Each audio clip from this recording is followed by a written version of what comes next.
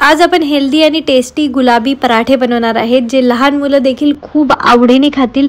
तर चला मग रेसिपीला सुरुवात करूया।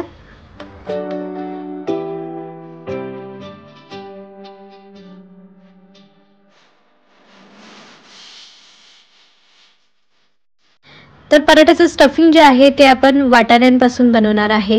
तर त्यासाठी मी 1 वाटी वाटाणे कढईमध्ये टाकलेले आहेत। त्यामध्ये थोडंसं तेल टाकलं, मीठ टाकलं आणि अगदी मंद आचेवर आपण त्याला छान खरपूस भाजून घेणार आहे।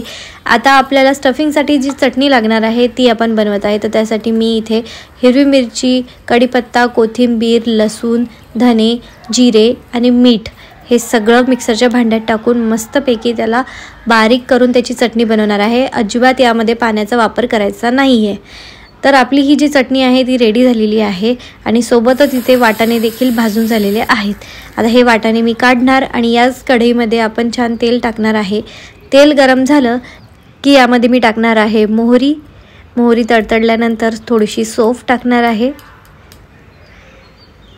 आणि सौंफ टाकल्यानंतर आपण जे मिक्सरमधून चटणी बारीक करून घेतली होती ती सगळी चटणी आपल्याला यामध्ये टाकायची आहे आणि छान याला परतून घेणार आहे। म्हणजे याचा कच्चापणा जो आहे तो पूर्ण निघून जाईल।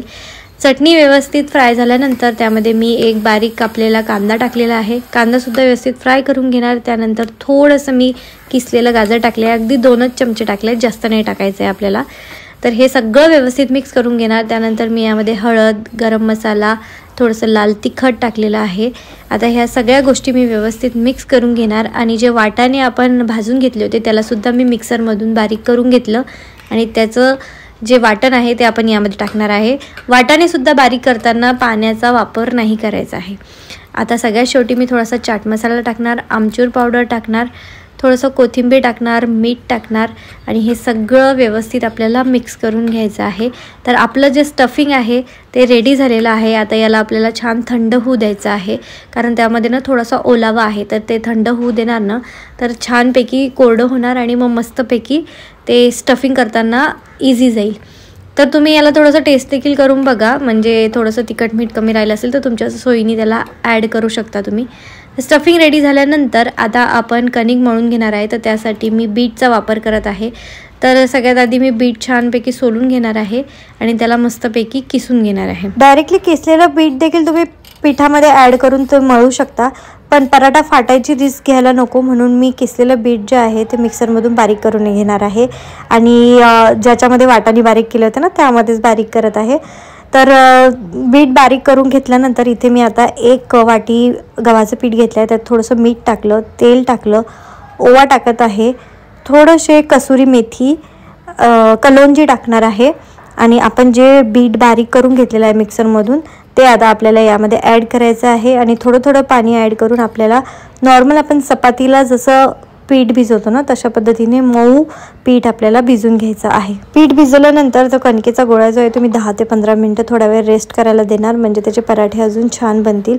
सगळ्यात शेवटी त्याला थोडंसं मी तेल लावून घेणार आहे आणि रेस्ट करायला ठेवणार आहे। आता मला हा पराठा जो आहे तो टिफिनसाठी बनवायचा होता, त्यामुळे मला जास्त वेळ याला रेस्ट करायला ठेवता नाही आलं, कारण मला उशीर होत होता म्हणून मी लगेच 5 मिनिटातच पराठा बनवायला घेतला आणि त्यामुळे असं झालं की माझं स्टफिंग पण पूर्णपणे थंड झालेलं नाही आहे आणि त्याच्यामुळे ते आतून थोडंसं ओलसर राहिलं आहे। जर पूर्णपणे व्यवस्थित थंड झालं ना तर ते छान कोरडं होते आणि पराठा फाटायची भीती जी आहे ती अजूनच कमी होते।